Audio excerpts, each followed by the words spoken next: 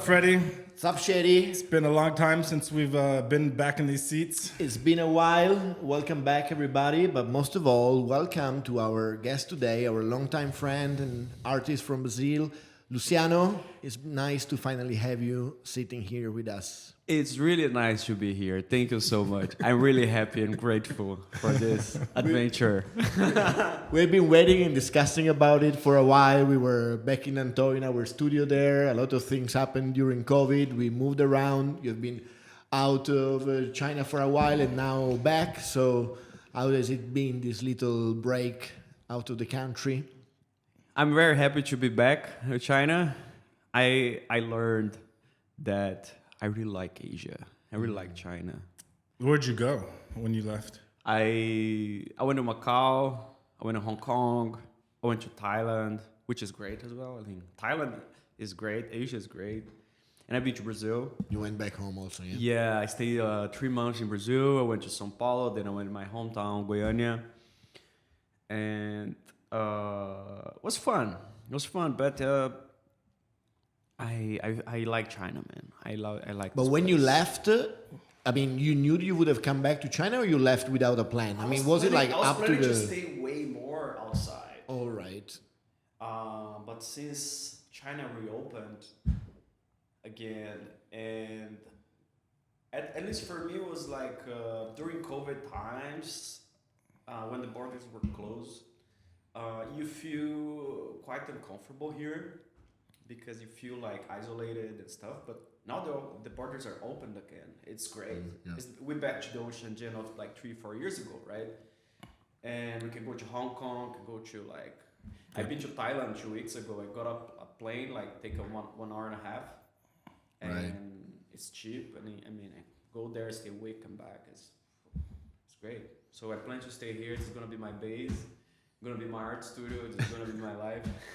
But as an artist, from that point of view, in terms of creativity and inspiration on one side, and eventually the production itself of your art, does it make a big difference? I guess. Yeah. I mean, production-wise, for sure. Production-wise, like Shenzhen is the best place in the world for me, and at least for us as creatives. Like we have the biggest menu options for production.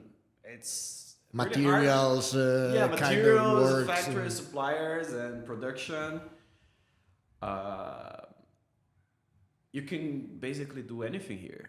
Yeah. And there's no place in the world close to this place, right? No, there's not. There's not. And a few people are in the creative world are aware of that they have this gigantic amount of arms that you and possibilities. possibilities that you can make things. It's like an adult business playground. You know, Yeah. like whatever you want. Whatever you want, Like you can. fast, cheap, Yeah. and You got a sample in your office in a few yeah, days. man, who can have that? And when you get used to that, and you try to do things out of here, Impossible. it's oh my god. Also, it means like I order a sample if I'm in Brazil. It's gonna take 45 days, and I need to pay taxes. And I did. I can imagine that, for example, maybe I make a simplistic example, but you know, if as an artist you're used to express yourself in one certain way, let's say painting, okay?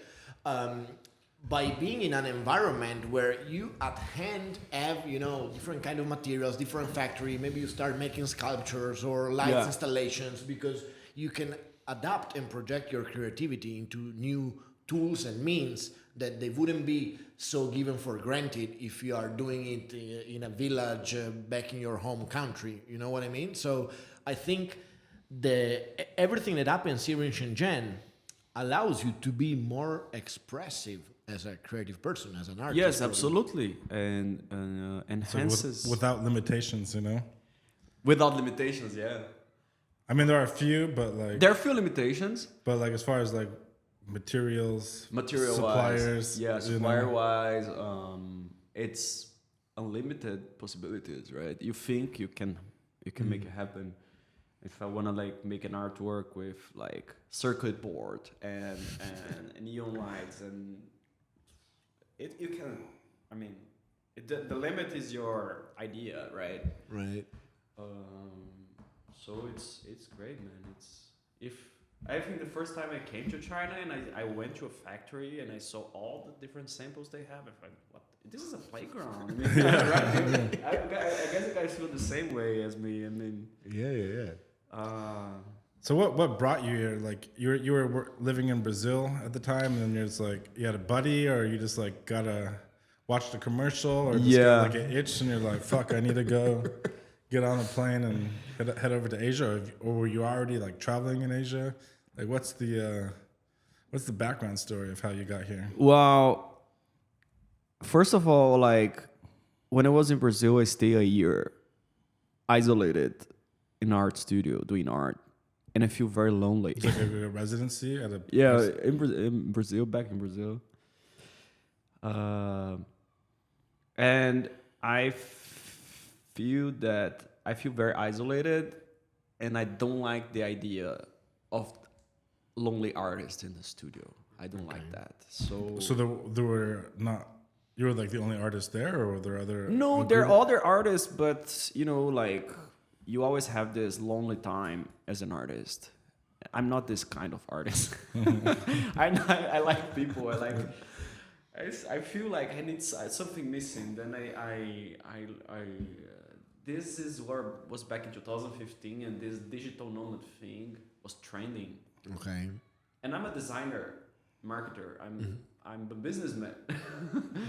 Also, I have a business here apart from my artwork.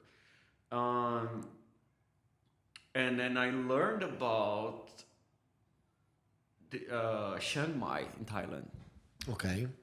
That is the digital nomad capital of the world. Yeah. Yeah. And I went to... What exactly is a digital nomad? Digital nomad is someone who can travel and work at the same time without the limitation of having an office. So it's like a laptop and a bag and an internet connection. Flipping houses, drop shipping. Yeah, and you make money online. Yeah. And Thailand is the capital, this little city? yeah, I would say that in 2015, Chiang Mai was... Chiang Mai is still trending. I think now it's Lisbon. Oh, okay. No, I didn't know. Yeah, or Bali. But Chiang Mai back then in 2016, like everywhere is moving to Chiang Mai because easy visa, easy apartment, cheap, nice weather, convenient. You have all these metrics that people look for when they're like, okay, I have all these things. I have party, I have good life, and then easy to settle for a foreigner. It's easy, and everybody speaks English. So I'm gonna figure out this place. I take my bag. I don't know anyone in Asia in 2015, and arrived 2016. This is your first time to Asia? My first time in Asia, and I settled in Chiang Mai, and I started doing business there.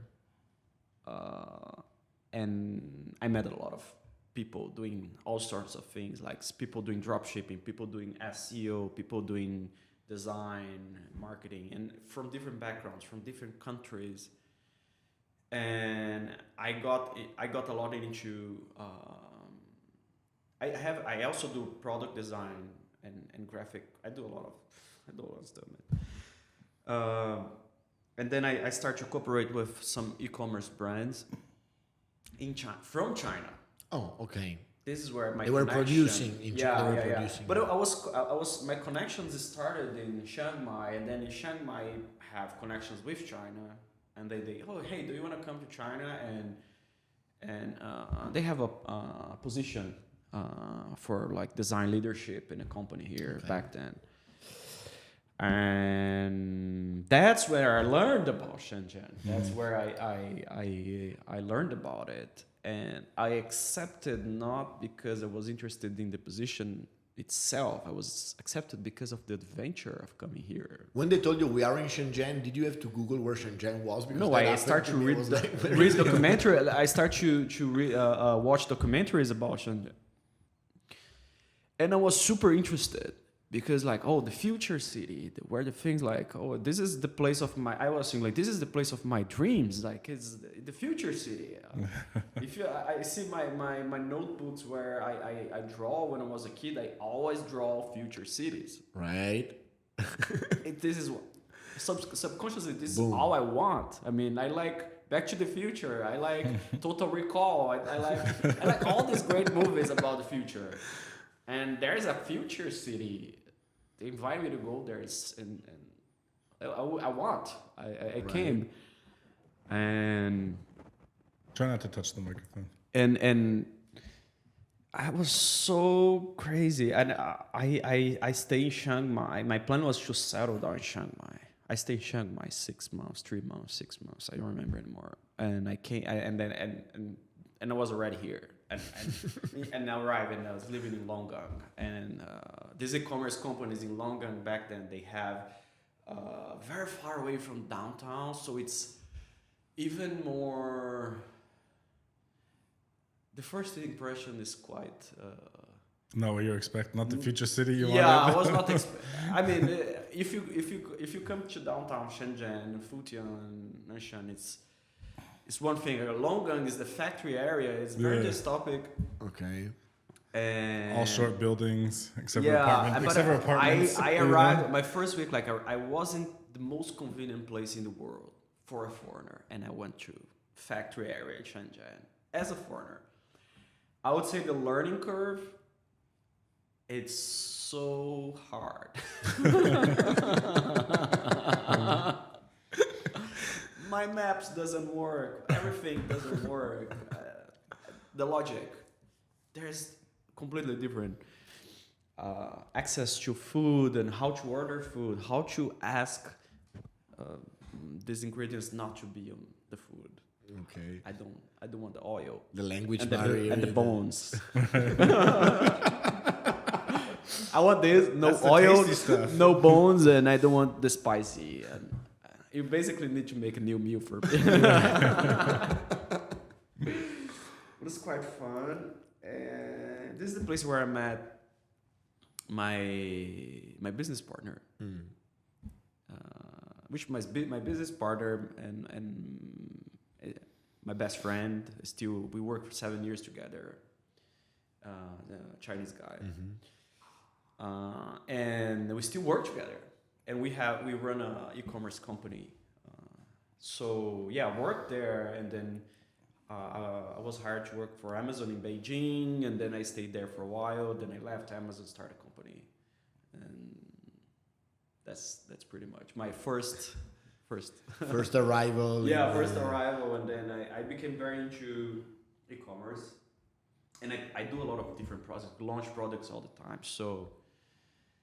I was an artist already, but also businessman, entrepreneur, and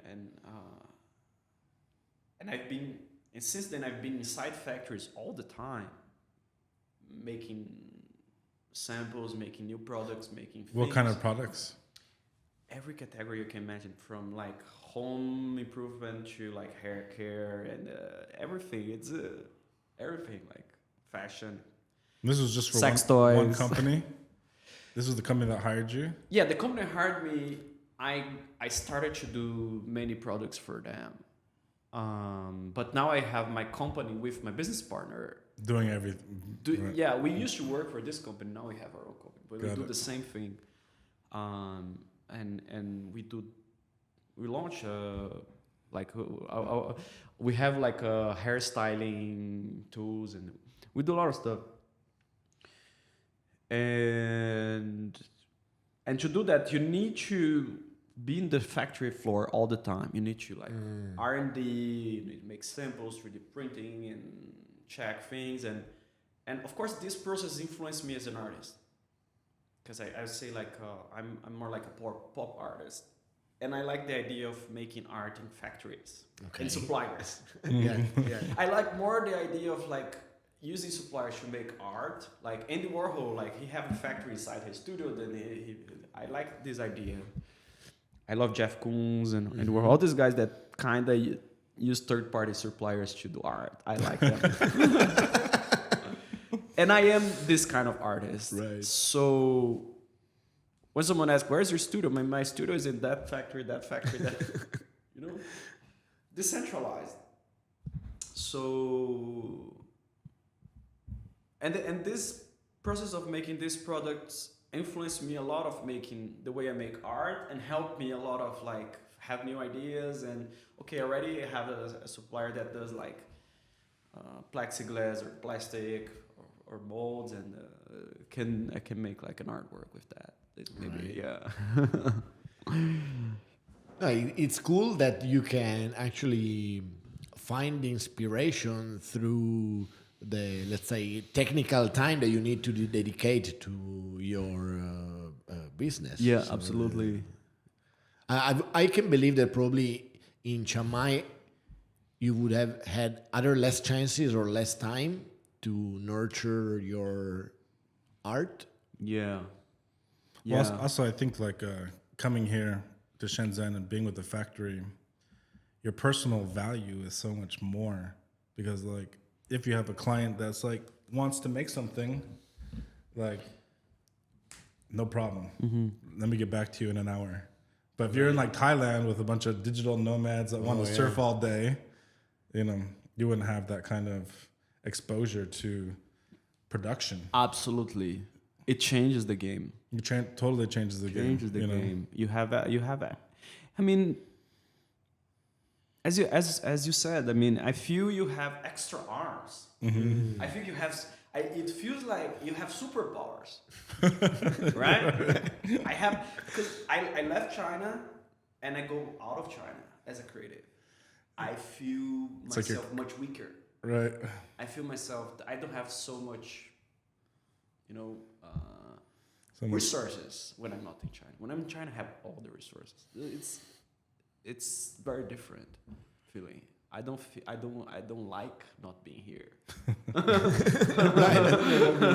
That's a good point. Yeah. Then when you're used to it, especially when you're funneling all these possibilities into the way you are working or doing business, it's very difficult to imagine it being able to do it anywhere else. You know, the speed you're used to.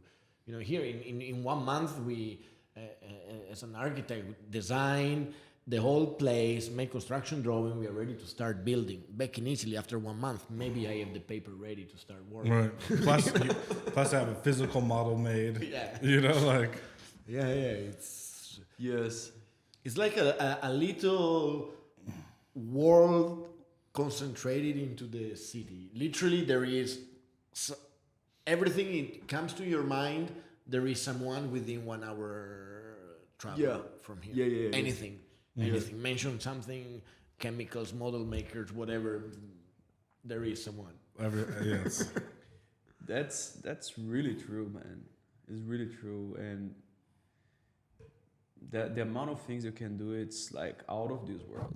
It's crazy, and the more I stay here, the more I feel there's no other place in the world I can be anymore. I agree. Yeah. Then at the same time, it would be hopefully the next stages that we are, I think, in that direction of the development of the city is to provide more, let's say, the cultural layer. Yeah. I think this is, even though they're investing in it and growing, it's been like lacking. I will give an example for our for the people who's watching this, who's not here now, so they can have an idea. Like, let's say you're in Germany, you want to visit the factory. Try to do that. Call them and then tell them you're gonna want to visit them. Or a factory in Germany. Yeah. They will not even pick up. They will not even pick up the phone. So who the fuck are you? In China, you literally open a listing on Alibaba, open the chat box. Hey, I want to go there today. Can I? We send you a car. Yeah, We send you a car. They will send you a car, right? Totally. And which country in the world you have this openness? They're so open when you want to like do things, right? So, Yeah, they're hungry for it. You know? Also, I can imagine, like, if I asked to a factory in Italy, oh, can you do this? They would ask me a lot of like technical questions before saying yes or no. They would interview you. The Chinese guy would say, "How many pieces do you need?" It's so straightforward. We will find a way to make it. it's How so many pieces straightforward. do you want?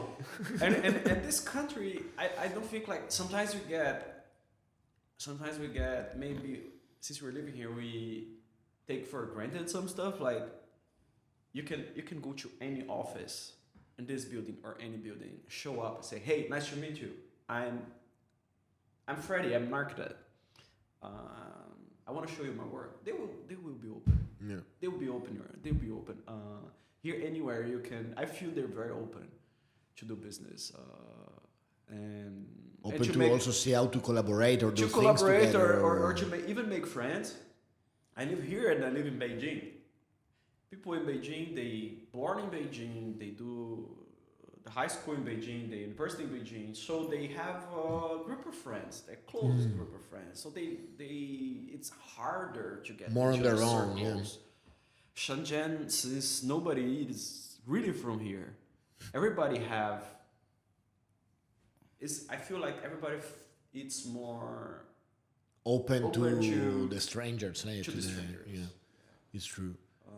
Maybe now the latest generation, I start to meet more and more people that are born in Shenzhen, because, of course, I've been here 12 years. 12 years ago, they were maybe kids on their 10 years old. Now they're 25, finish university. They might knock on my door and work together. But yeah, I totally agree. Everybody who was here in Shenzhen was not having their roots here.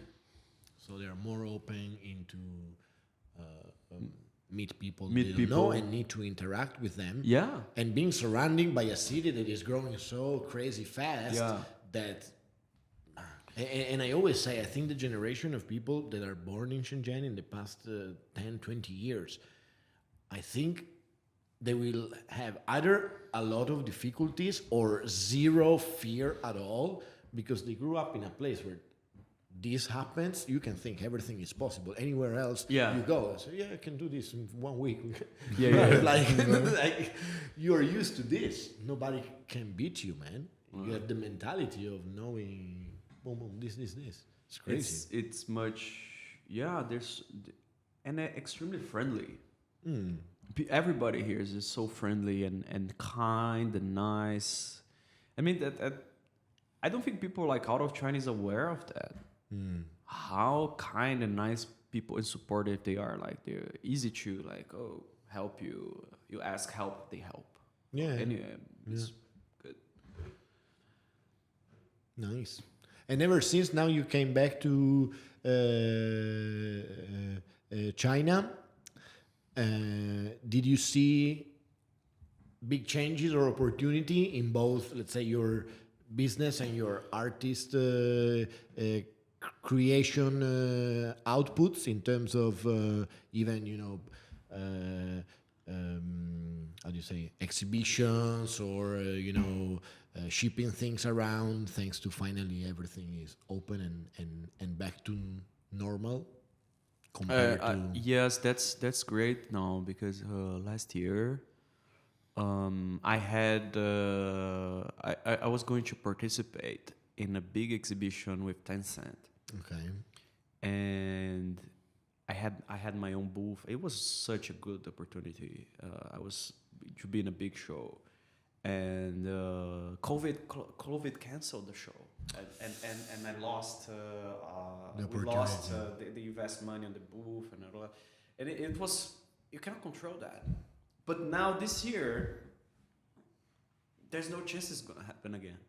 Right? I don't think it's gonna happen again. Knock on wood. Knock on wood. Knock on the wood. So I think this is gonna be a great year, and things this year started so good. Right. Everything happening, and I'm gonna be in a show in Guangzhou next month, and plan to do a solo show this year. It's gonna be great. It's very good. I also have a very interesting feeling of the year coming. So for the people who like don't know you and the kind of art you make, like how would you describe it? Like if they were to go to like an art gallery and see your work, like what would they Expect. Yeah, I guess so. Yeah. I mean, not really expect maybe because your stuff's unexpected. But What would they stumble upon? I think the way I want to position myself as an artist is that I like using factories to do art. So which means that I wanna use the idea. One of the things that inspired me a lot. I don't know if you're familiar with this term Shenzhen. You are. Yeah. I don't know. But for the guests, like in China, they have this back then when Shenzhen was on the beginning of Shenzhen.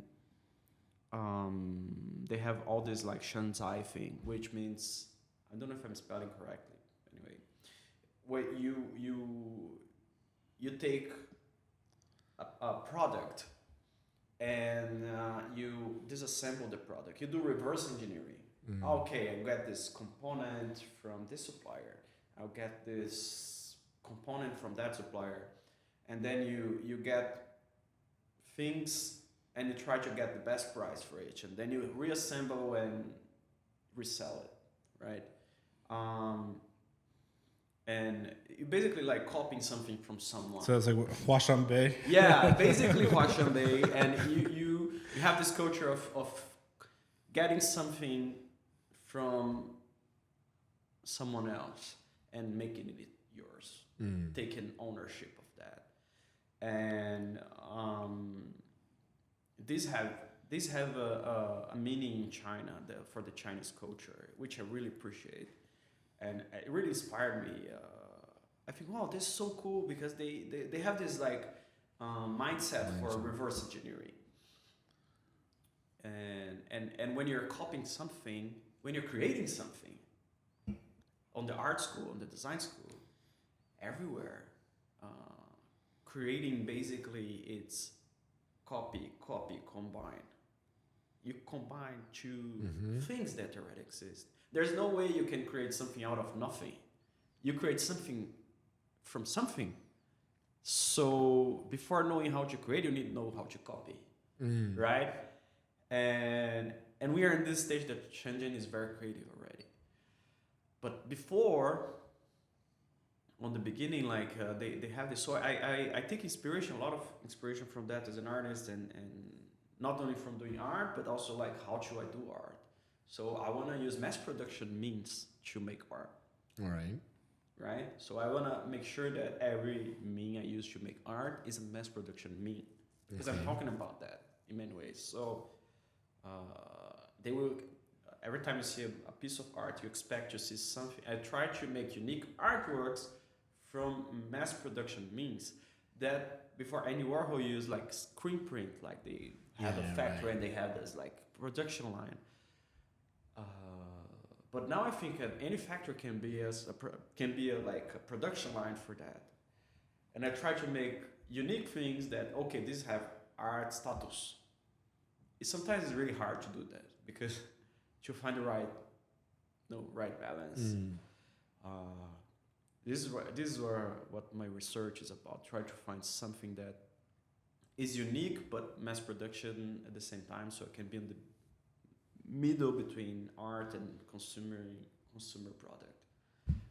Did it happen to you that it kind of somehow backfired working with like one factory or the other, and then you're doing this nice thing and then they made it small and turned it into something else, and you know what I mean? Like took his concept and did it for themselves, or they use intellectual property wise, you always have this risk here and anywhere anyway, right? But here, I mean, it can happen anywhere, but here they can remake it the fastest. Yeah, faster than you. Yeah. But I think when you're doing art and design here, it's really important for you to understand the system. And China copyright laws now they're really really good. Yeah. Okay. There's not like before, and it's becoming more sophisticated. So you can protect your IP here. They can't do that, but they will be violating your IP, and then you can. I think I would recommend everyone to do business in factories and anywhere that's holding an IP to have an NNN agreement, like and right, non-disclosure, no bypassing. It's a 3N. Yeah. This if you sign an NNN and then okay, you can release the Right. they cannot. If they do that, they're in trouble. Yeah, I mean, I think like on paper, the copyright laws are probably good. Right. In practice, I still think it's wild. I still think it's wild. You know, like I printed a book one time, Right. and before it could even arrive to the stores in the U.S. while it was still on the boats. Right. There was like a fake copy on Taobao, like for sale. You know, like it was not even the same printing. It was like my book was like using expensive cloth and 5-color printing, and this was just like a 4-color knockoff. Wow. But did you had the IP? Did you have the copyright in China? Well, I'm not selling it in China. That's the thing. I was producing it here and shipping it. So. Yeah. So if you produce here and you want to avoid it, people to do that, you need to register the copyright here. Yeah, but for books it's impossible. Yeah, for books it's impossible, right? And it's expensive. But the point is that it's like so fast. It's so fast to take your idea or take what you make. No, and as a factory I trusted. I worked with them a long time. I was like, me and the boss were like best friends at the time. But still, like, it can happen, and it happens to many artists, like Calls, all these artists that have like international. Because in order to protect your IP in China, you need to register in China officially, and you need to pay the IP, the copyright. In the States, you don't need to do that. If you put online, you can prove it's yours. In China, you need to. There's a process for that. It's harder to, but it's possible. I mean, it's just let's say sometimes I think Chinese people are very good in foreseeing and try to, let's say, invest and take the risk into putting or turning that something into a product that can be placed on the market, maybe in a bit of different way of what you thought it for. Let's say, I don't know, you create a little, whatever statue, one unique piece with lights and whatever, and they make it into a small piece that can be turned it into a lamp. Or a salt shaker. Or a salt shaker, Yeah. Because, I mean, to me, this is maybe not necessarily the same thing, but it's quite an interesting story. Already, like 10 years ago, I wanted to, design these glasses with one square and one circle. That, anyway, I didn't invent. Already in the 80s, there were some pairs, whatever. But I wanted to make them, not exaggerated and make them small. And because also I had a clothing brand back in Italy, I was thinking, I developed a few that maybe, can become a product. And when I was talking with some contacts of mine and so on, the very first ones that I made, they were literally, kind of almost 3D printed. I still have it here. Right. I made 5 pieces because it was too expensive, open malls, whatever. After maybe 3-4 years, that one I gave to my brother, one I lost, one I broke. I needed them again. You see them in Luhu now, made of cellulose. Wow. Very, very high end. Kind of literally made. You can see there is different colors. I have one friend of mine wearing them and said, "Oh fuck, I designed those." But you don't paint. You don't have the patent here. No, I didn't really. I mean, I was not even thinking about it. Yeah. And to me, and nobody knows because there is a nice story behind it, right? You know that in Shenzhen there is the main civic center building with a big roof there, the blue roof.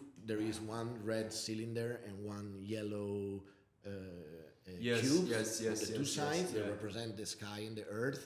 So this is where the So two one's a shapes- circle and one's a square. yeah, because a lot of people in the beginning, 12 years ago, 13 years ago, of course they were very, very remembering very well my mustache, all right? And sometimes they always say it looks like the Civic Center building.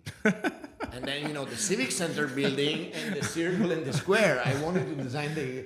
Every time I look- it's a reference to Shenzhen. Then Yeah. now, they find in Milwaukee, people wear it because they think it's cool, but to me it has a different meaning.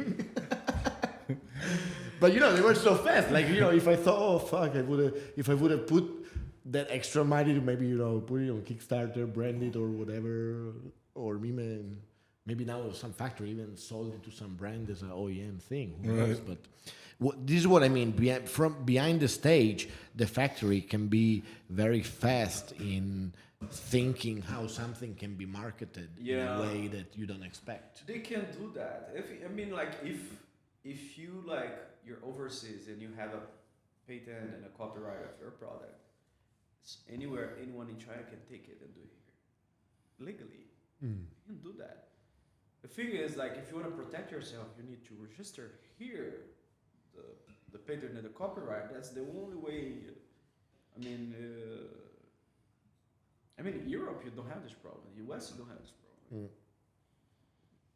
I think Brazil as well doesn't have this problem. It's yours as long as it's yours. Yeah. Well, crazy where you can go. Yeah, I was so shocked when that book was on for sale. And I didn't do anything. I didn't contact the people and be like, "Hey, fucking take it off." I was just like, "Wow." It was kind of like a. It's more. I was like, that was probably I wasn't disappointed. I was like, man, that's fucking pretty cool. These motherfuckers are able to put it, and they weren't trying to sell it overseas or nothing. It was just just for the local market, and it was a beautiful book. So, but Well, I can make you another crazy lightning example just to give you the different way this can happen. We were designing for some brand their shops here in China. And I remember that many years after, or maybe a few years after, we were searching for something on Taobao that was about, templates for the CAD and so on, for, detailing certain stuff. And we find that someone was selling the set of construction drawings that you of made that project. That we asked, let's say, the draftman to do according to our design, because they need to be, drafted for a technical point of view for the construction with all the Chinese name and so on. And they were selling it on Taobao, the construction drawing or another. And that's what you know. That's also what you don't know. Exactly. Imagine. There are many things like that maybe you created in these years you're here, and you're being selling somewhere around China, and you don't know this is happening yet. Yeah. You don't have the information. And it doesn't make any harm to me, but I appreciate how smart they are. This draftman got some money, let's say, 50 RMB per square meter to draw up all that. After he draw it up, you cannot really use it anywhere. As long as maybe you put it on Taobao, someone will buy it for 20 RMB just to, use some details for something else. It's crazy. It's crazy in a good way. Oh my so god! So you have any art exhibitions or gallery showings coming soon? Yeah, I'm participating in exhibition in Guangzhou. That's soon, and I'm planning a new art show this year, solo show. So I'm moving to a new place, art you have studio. a theme or a topic or a name of the show? I wanna do something related to anxiety. All right. Yeah, I'm a really anxious person, and definitely I have ADHD. So do you want people to feel anxiety when they? I wanna them to feel like that. Many things I do as an artist have this.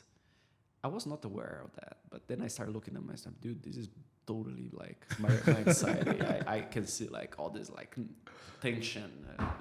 So I think this is something I want to talk about now. I mean, when you're really like creative, you're like diverging mindset. You have too many ideas, and pick one is so hard sometimes. This will be your first solo show in China? Yeah, with the first solo in China. I've been doing, last year I did 7 or 8 group shows.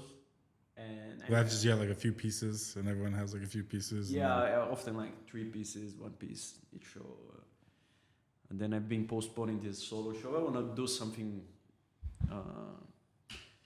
this year, solo, yeah. Nice. This year or next year, but maybe this year. I'm working on that. You have a venue in mind already, or?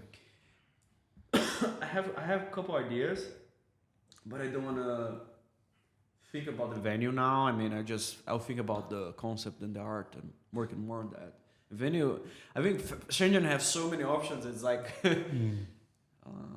but I want something that is cozy. Yeah. Yeah, I think, of course, the venue can come at the end. Yeah. You also have different means of expressing your art. Like physically, they can be freestanding on the wall, on the floor. So anyway, it's something a bit different from most of cases. So it can be interesting somehow the venue in a certain way. I mean, knowing your work, it's very 3-dimensional and can be. Yeah, I think the venue can come together with the process, and I agree with you. It's something that can come up out of the concept. Or at least like plan a piece or two based on, the venue or the venue style. Yeah. Yeah, why not? Yeah, can be. And you were telling me also that now you're moving to a new place with a new studio for your own and so on, right? That's the idea. I mean, I can have many artworks there. I can produce some of the part. I can assemble that. It's gonna be the assembly line. The factory. Production is outside factories, and then assemble line. Look, of course, I before like last year I have a studio too. That I do some experiment R&D. It's gonna be R&D lab. Okay. And then you have the factories outside to produce them. Nice. And in terms of digital art and all this big spike trend that I don't know personally if it's still that up or down of NFTs and so on. Have you been involved with? Yeah, I've been on the NFTs on like when the hype was there. I sold some. You make some money? And made some money. And money? And good money, yeah. And the buyers disappeared. Because NFT like is down, completely down. It's a bear market for that. Right. And I still think there is opportunities on NFT, but let's say there was like a gold rush in 2021. Yeah. Yeah, I personally don't see it ever coming back or ever being sustainable for the long term. Yeah, I think like NFT is more like a way to DAO, decentralized ownership of stuff, of digital assets.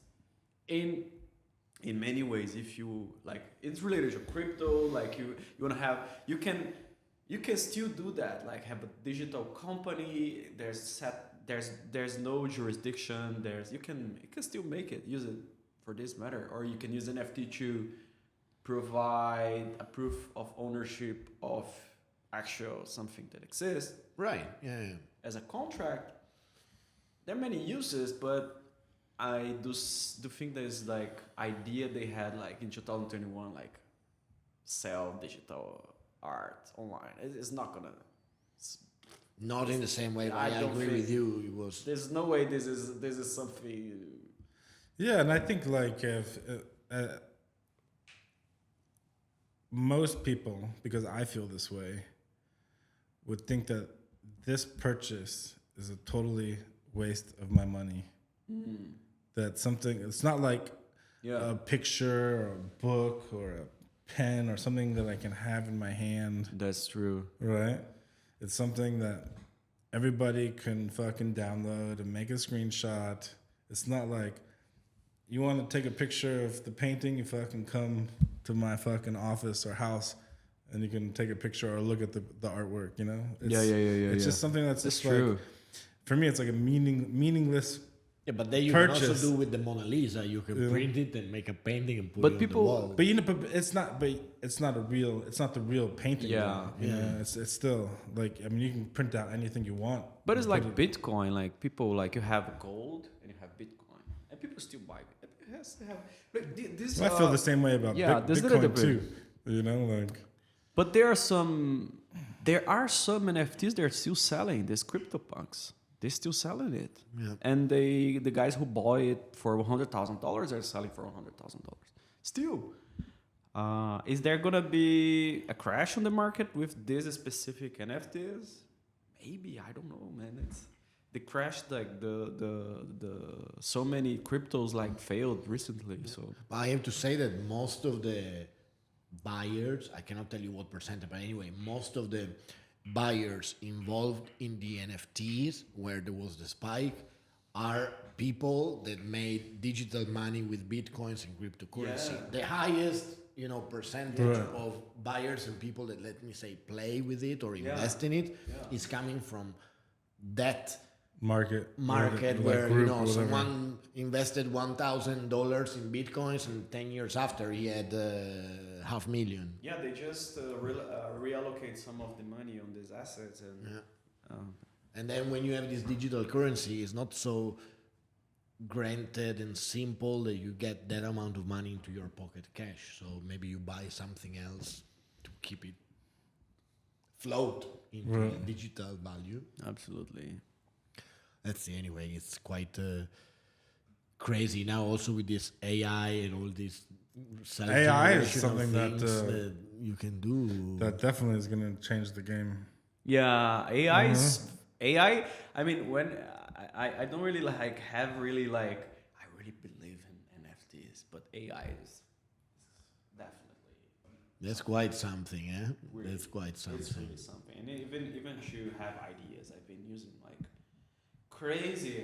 Hey ChatGPT, I have this idea for an artwork. What kind of materials I can use that have this type of effect? I'm using this paint over the surface. How can I stick it without damaging? And then he was like, oh, just do it like this. Boom. Yeah. Yesterday I had the best burger in my life with a ChatGPT recipe. Really? Wow. That's oh, write me a Michelin star level recipe of burger. Give me the ingredients, how to do it. I get it. It's Yeah, crazy. it's crazy. I also use it for some things now. Yeah, I haven't touched it yet. Never tried? I was there watching somebody try it one time, but I never. Yeah. Yeah. No. For I don't know. For some reason, I'm not interested or curious about going into that world. I'd much rather stay in. If you go, you're never gonna come back. Yeah, it's just like I mean, It's crazy, man, and it feels like I now I have FOMO, what's that? like fear of missing out. When I stop FOMO? FOMO, FOMO, fear of missing out. When I have I don't have access to ChatGPT, I feel so bad. It feels like missing something. Oh my god, it's like a drug. Okay. It's really, really crazy. After you start using it, you cannot. It creates new layer of. It's like a bicycle for your brain. Mm-hmm. It's crazy. Oh, I need to send let's say you're negotiating with someone for business. Say, how can I reply this this quotation with the best negotiation strategy Without being a dick. without being a dick. Yeah.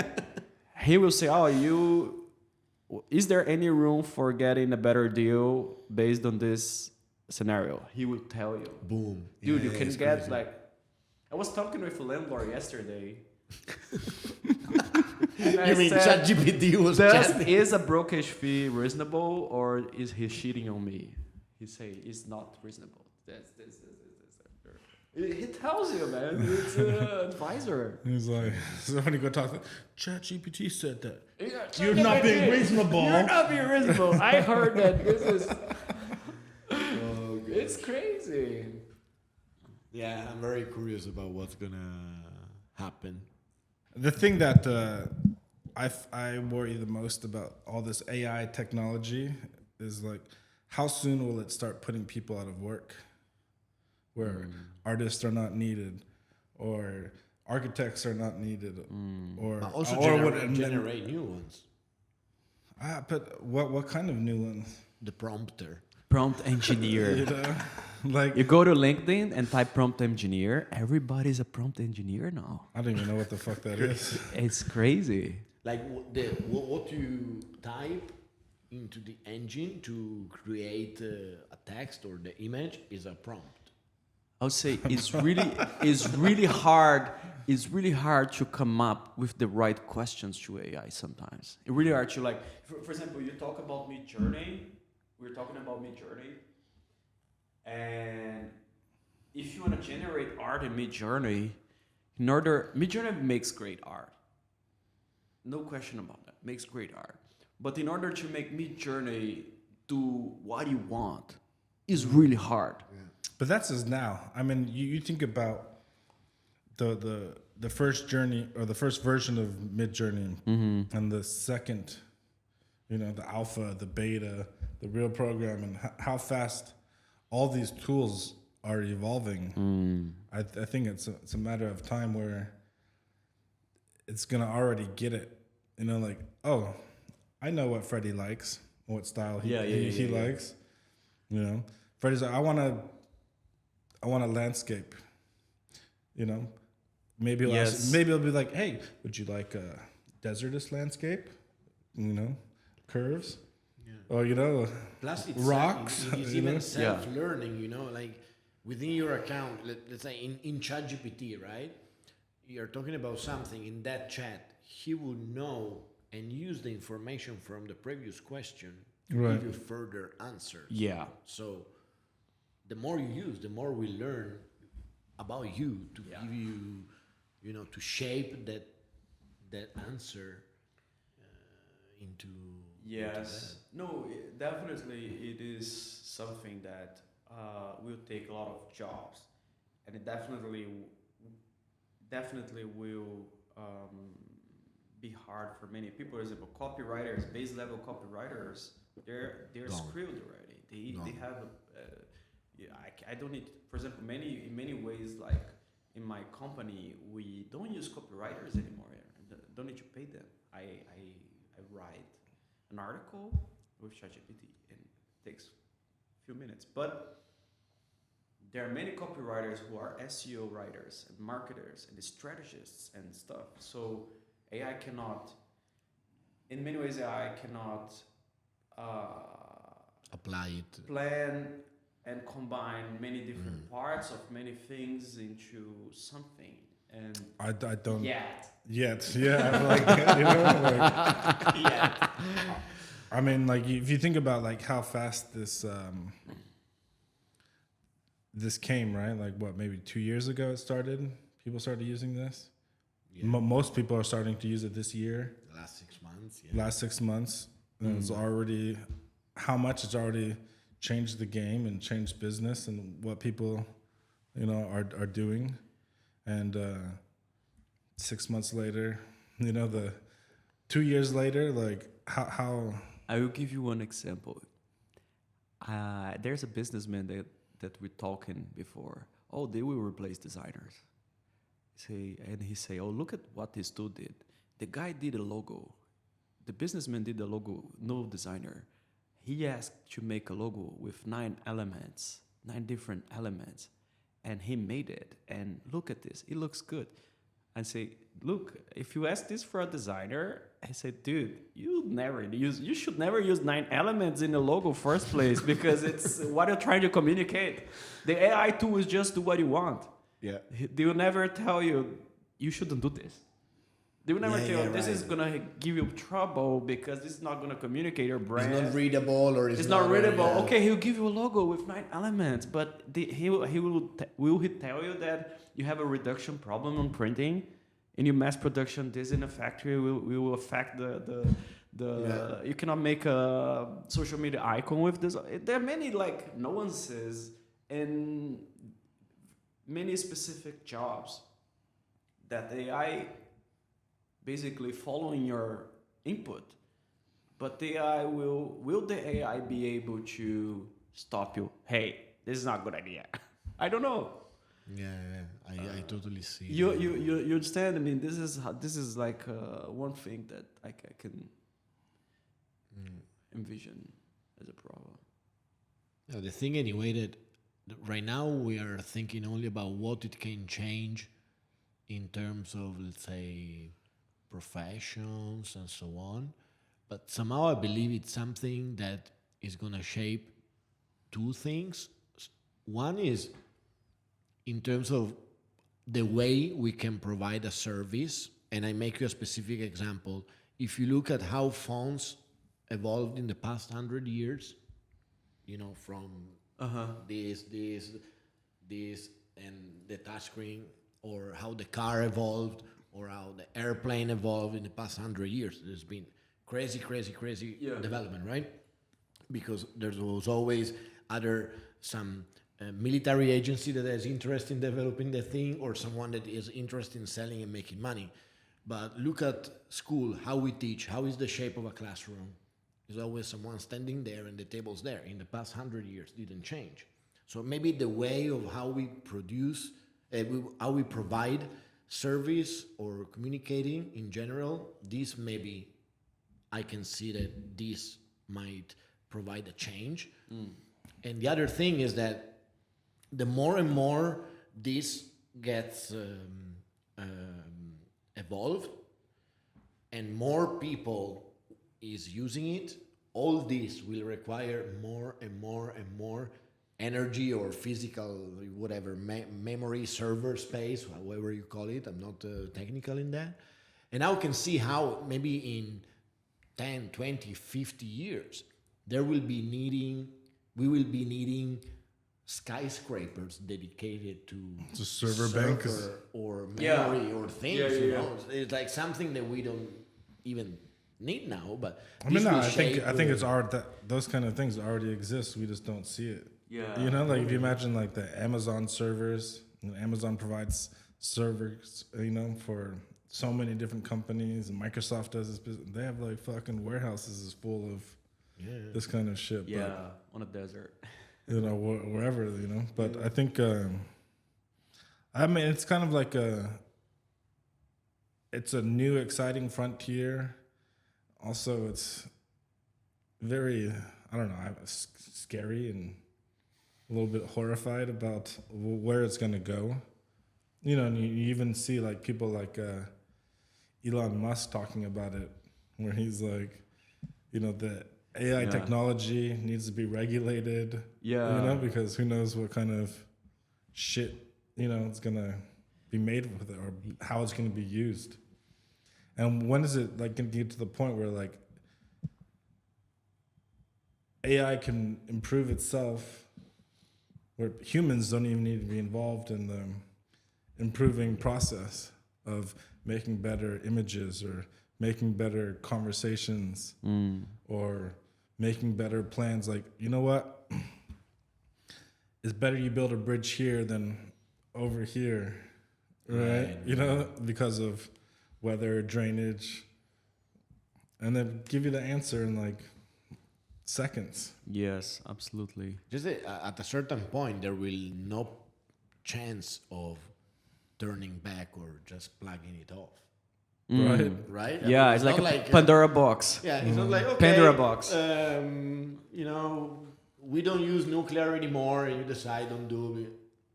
It's not that you can plug off the thing. There is a Elon Musk really. There's this book called Super Intelligence from Nick Bostrom. Okay. Which is the book that Elon Musk read it before making open an AI that actually happens to be the creator of ChatGPT. And this book, Superintelligence, is about humanity creating something more intelligent than humans that turns out to be so smart that it outperforms humans and take control. They're sentient. They have they lose control of it, and this super intelligence and humanity, because there'll be something on there like, okay, so in order to achieve this goal, I need to get rid of that. We might get in the way. Yeah, we might be on the way of that. It's not that they will be evil. It's more like Trying to we solve as the humans, we need to equation. build a road between two cities, and there's an ant colony on the middle.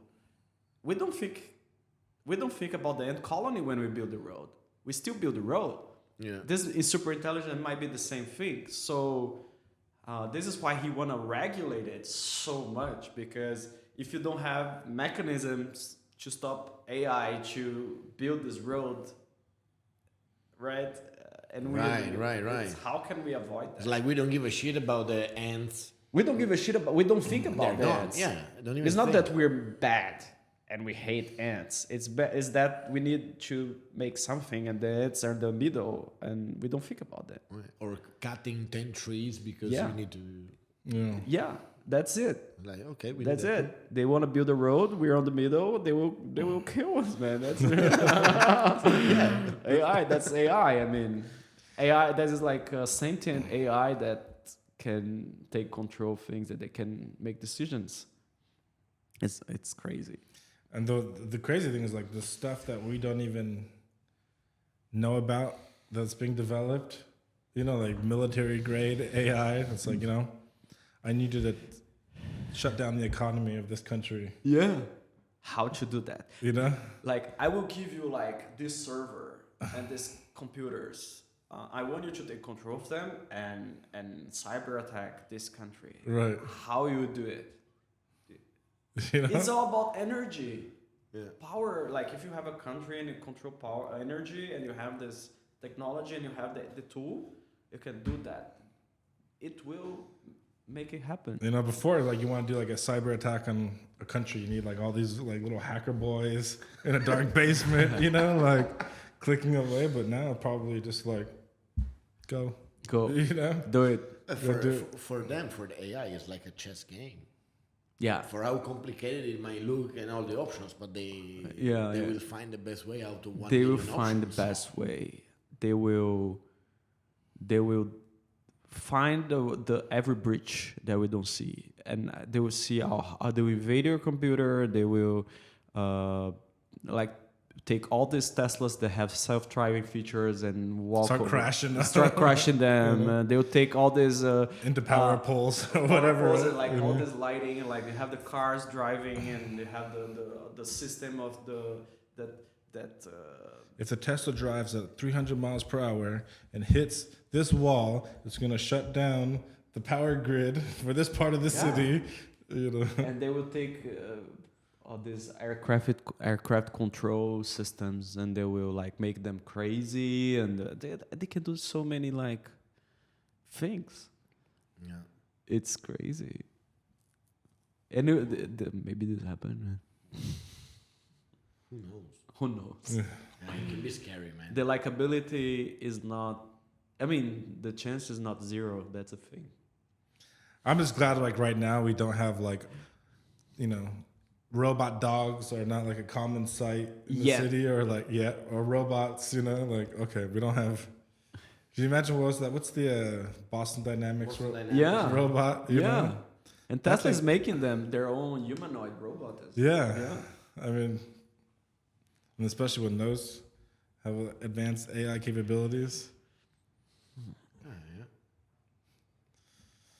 Right now, I mean, I was telling before to him that already now I saw that when Google presented their AI bot, how they were asking, let's say Siri, I don't remember the name now. Siri, can you book for me an appointment at the hair cutter on Sunday morning, and he say yes, but then he makes a phone call and talks to the lady in a hair salon, have a conversation that is not so straightforward. I mean, I tell you option, all this, at the end gives the name, make the booking. I'm sure the lady on the other side on the phone had no fucking idea she was talking to a robot. And it was like I saw this video. 6-minute conversation. That is like... Yeah, it was so crazy. Like, hi, I have a client. He wants to get a haircut at 12 o'clock. Is there a spot available? Right. You know? No, sorry, we're booked. How about 10 o'clock? What kind of services does your client want? Oh, just a haircut. Yeah, 10 o'clock is no problem. Okay. The name is Sally. She'll be there at 10 o'clock. Thank you. I was like, fuck, you know? It didn't sound like a robot voice or like some artificial voice. It was. But then imagine, actually, I think someone in Italy made that kind of joke that turned out not to be a joke. And I don't remember who was who, but, they could change the voice into a famous character now. And you if you give 30 seconds of someone talking into one website, you have that bot reading whatever you write with that voice. Exactly. Wow. I tried with my voice, I can tell you. It's close. You can, Elon Musk, whatever. Now imagine that you're making a phone call and you have the number of a famous guy, whatever, and you're talking to him with the voice of another whatever famous guy, like Elon Musk making a phone call to whoever. And the guy they will reply, hey, this is Elon Musk. Yeah. I need you to do this, that. And didn't understand. And there was now I don't remember the story. I will look it up.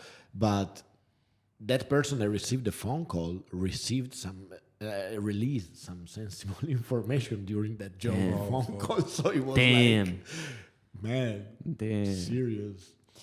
There is a famous phone scam in Brazil that they call random phones and say, "Mom, help!" And then someone take, "Hey, I'm with your kid.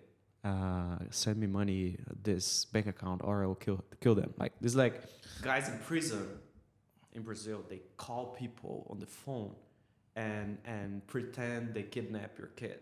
Oh my God. If you don't, so now they can actually use your kid voice on the phone call to do that. Yeah. Especially when like you post videos on YouTube or TikTok, yeah. Let's reproduce someone's voice, Yeah. So easy. They can let's say reproduce the voice of your mom or your dad or your brother or sister and call you, "Hey, I'm with you." Please don't do it. They can make this all the time. Crazy. And they will do it. They will definitely do it. Well, I think we talked about this before, is that when somebody dies, like the AI can reproduce how you talk, how you respond, the relationship. And then if your partner, your wife or husband die, you can still talk to them. Wow. And it's picking up based on I heard of that. They're a startup. I mean, they're startup. They're trying to emulate someone that they are trying to. They're doing this with Steve Jobs. I saw it. They feed the AI with the videos, the voice, chat history, how he writes his email. They feed it for a year with this information, and they will emulate. Crazy. They're doing this with Steve Jobs. There's a AI Steve Jobs. Yeah, they need to talk to. I think it's online. You can do it already. That's fucking. I mean, that's crazy. That's nuts. Yeah. I mean, that's totally nuts. Wow.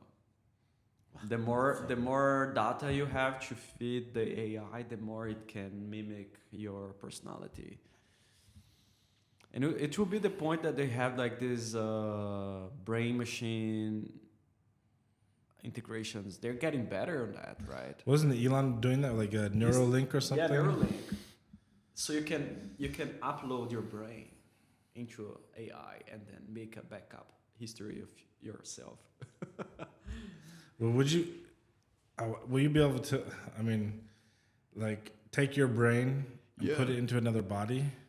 Wow, that would be I saw sick. that in a movie. Well, I mean, I guess one day That would be possible. sick. I mean, if you can upload your brain, You can and then can't download. you also figure out how to download? If this Neuralink company can download information in the brain, that might be possible. Then you just need a chip into someone else's brain to put that data back in. Yeah, that would be possible. But then but you cannot upload consciousness, can you? What is consciousness? Well, I mean, is that part of the brain? Yeah, I don't know. I mean, all that shit lives in the brain. It's not living in the heart, right? Yeah, I don't know. Soul. I mean, I don't know. It's hard to tell. Yeah. I mean, like, you imagine, like, yeah, like I'm fucking 80 years old and this black market. Ah, this guy's handsome. I'm gonna put my fucking, or I want to be a chick, you know. Upload.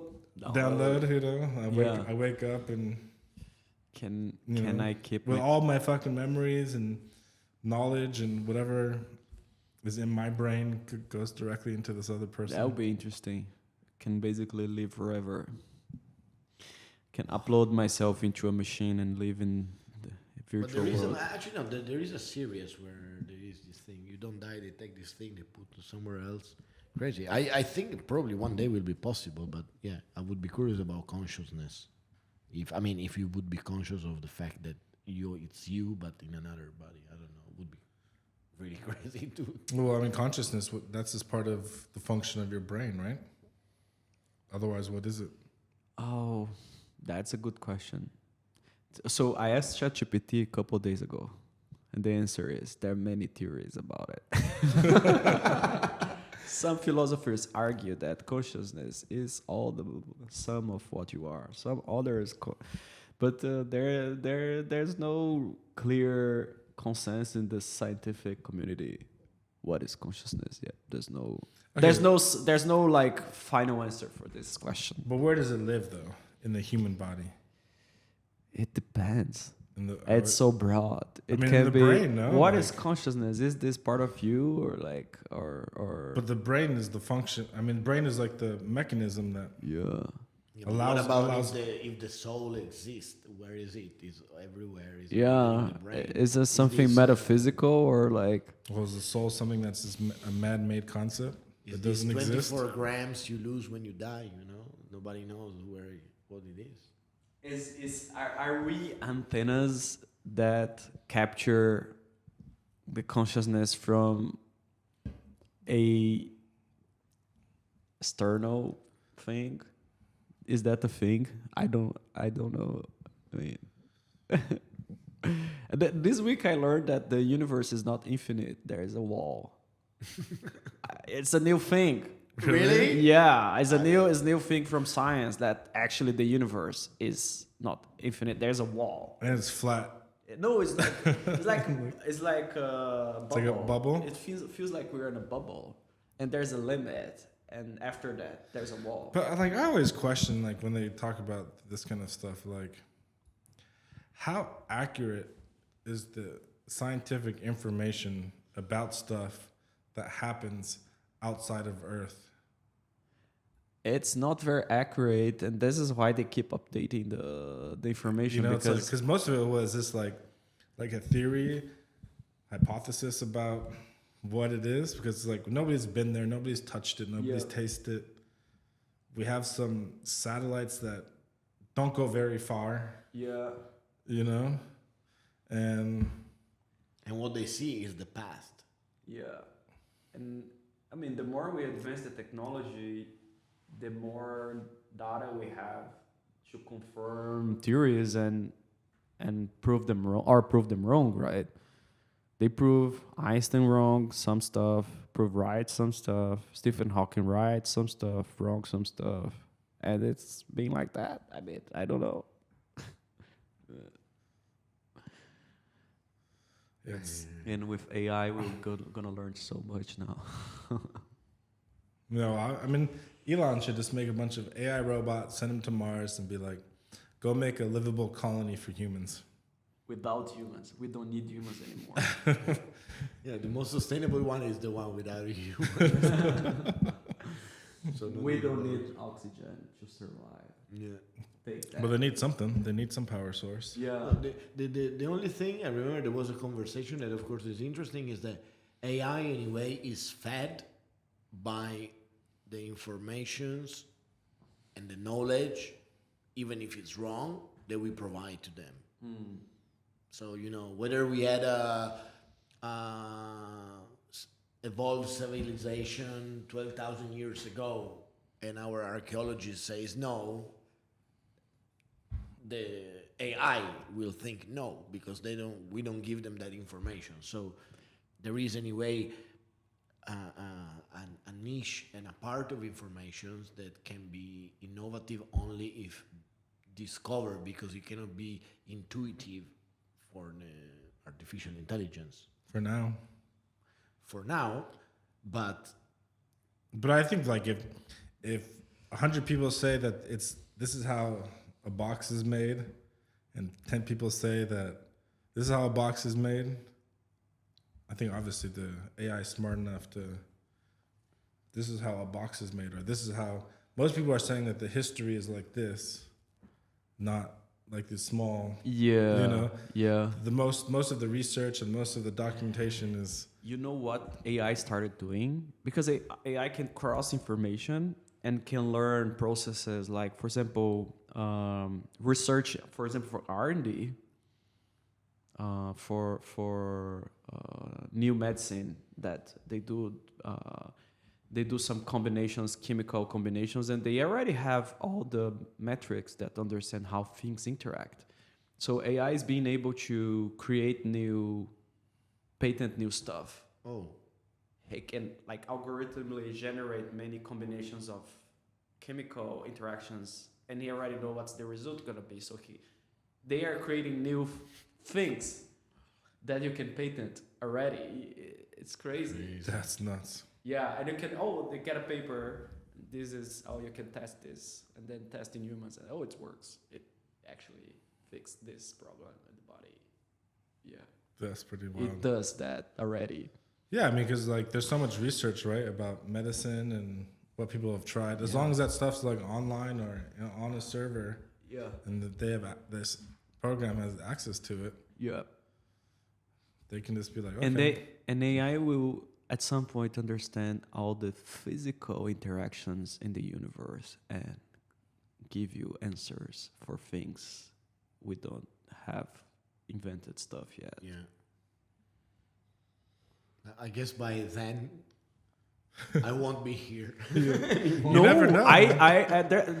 The thing is that we entered singularity, which means the speed that things will evolve now are exponential. AI turns out we joined the singularity moment of